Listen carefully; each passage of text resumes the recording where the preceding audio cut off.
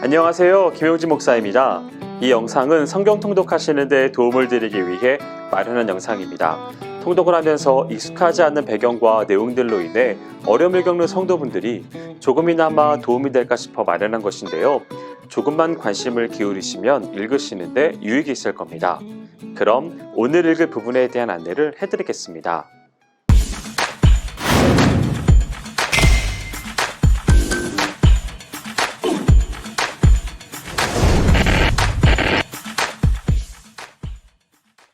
오늘 읽을 본문은 시편 102편에서 104편까지입니다.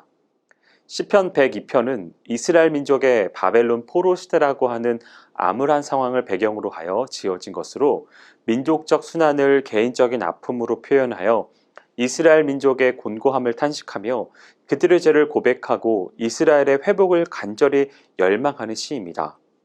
1절에서 11절에서는 포로된 상황 속에서 이스라엘 민족이 겪는 비참하고 쓰라린 고통에 대해 진술하고 있습니다. 특별히 여기서 시인은 황폐한 곳의 부엉이, 지붕 위의 외로운 참새, 기울어지는 그림자 등의 비유를 통해 이스라엘 민족이 처한 슬픔, 고독 등을 극대화시키고 있습니다.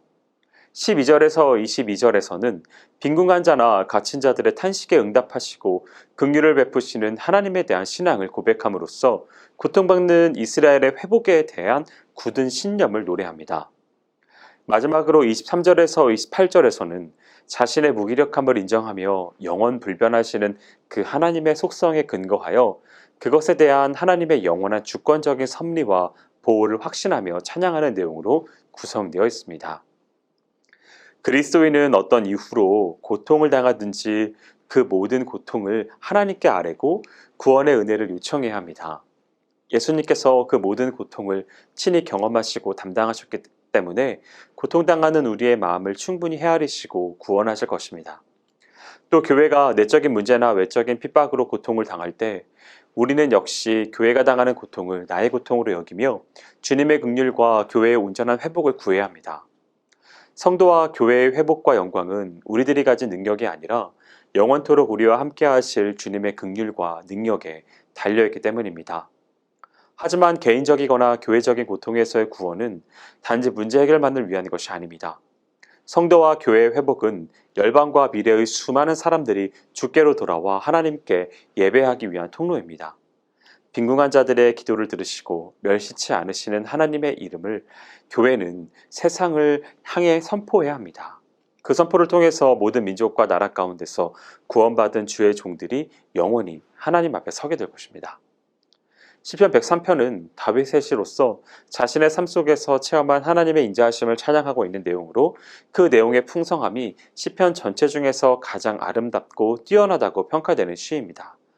1절과 2절에서 시인은 자신의 삶 가운데서 체험한 바 하나님의 구원 역사를 회고하며 모든 질고와 역경 속에서 자신을 구원하시고 새롭게 하신 하나님을 송축하도록 자신의 영혼에게 요청합니다.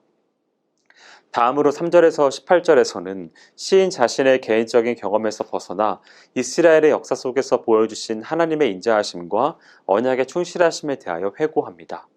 특히 여기서 다윗은 인생을 풀과 꽃으로 비유하여 인생의 유한함과 무상함에 대하여 노래하는데 이는 인생과 대조되는 하나님의 인자하심의 영원하심을 강조하기 위한 표현입니다.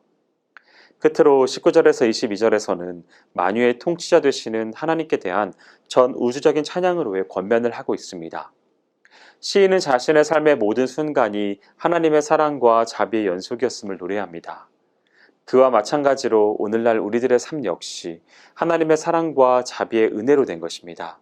우리 인간들은 한순간도 하나님의 은혜 없이는 살 수 없습니다. 그러므로 성도들은 자신의 삶을 돌아켜보고 자기 삶 속에서 투영된 하나님의 은혜와 자비를 감사하며 하나님께 찬양하기를 쉬지 않아야 하겠습니다. 시편 104편은 대자연에 깃들어 있는 창조자 하나님의 위대하고 오묘하신 능력과 섭리를 근거로 성도들에게 찬양을 촉구하는 시입니다. 1절에서 4절에서는 대자연을 조성하시고 보존하시는 창조주 하나님의 모습이 장엄하게 묘사되고 있습니다. 5절에서 30절에서는 자연 만물을 주관하시고 운행하시며 그 모든 필요를 공급하시는 하나님의 크신 주권적인 섭리와 권능을 진술하고 있습니다. 끝으로 31절에서 35절에서는 그러한 창조주여 주권자 되신 하나님께 영광과 찬양을 기쁘게 고백하고 있습니다. 이 시편은 오늘날의 우리들에게 주는 교훈이 상당합니다. 창세기 1장과 2장에 나타난 하나님이 창조한 이 세상 만물은 단순히 인간들의 필요를 채워주는 것들이 아니라 근본적으로 하나님에 의해서 지탱되고 유지되며 하나님이 끊임없이 돌보고 계시는 하나님의 영역이라는 고백입니다. 그러므로 인간의 자연보호나 환경운동은 단지 우리에게 쾌적하고 편리한 세상을 만들기 위한 동기에서가 아니라 하나님이 주신 하나님 나라의 질서를 이 땅에 회복하려는 차원에서 이루어져야 합니다. 그리스도인은 개인의 구원과 전도의 차원을 넘어서 하나님께서 아담과 하와에게 부여하신 본래의 사명인 이 세상을 창조 질서대로 돌보고 경작하는 일을 해야 하겠습니다. 그리스도인이 창조 질서를 회복시켜야 할 하나님 나라의 영역은 자신이 속한 가정과 직장과 사회와 국가뿐만이 아니라 자연과 온 세계도 포함됩니다. 하나님의 창조 세계를 돌보는 일에 무관심하고 창조의 질서를 훼손하는 자들은 악인이며 그들은 이 땅에서 멸망을 당할 것입니다. 그러므로 그리스도인들은 지금보다 훨씬 더 심각하고 진지하게 이 세상에 대한 하나님의 사랑과 돌보심을 묵상하고 그 돌보심에 동참해야 하겠습니다. 그것이 이 시편이 노래하는 창조주 하나님에 대한 찬양의 진정한 의미입니다. 여기까지 시편 102편에서 104편까지 성경 통독을 하실 때에 도움이 될 만한 내용을 전해드렸습니다. 혹시 이 외에 질문이 있으시거나 나누고 싶은 이야기가 있으시면 밴드나 댓글로 달아주시면 필요한 도움을 드리겠습니다. 그럼 내일 다시 만나도록 하겠습니다. 통독 화이팅 하세요.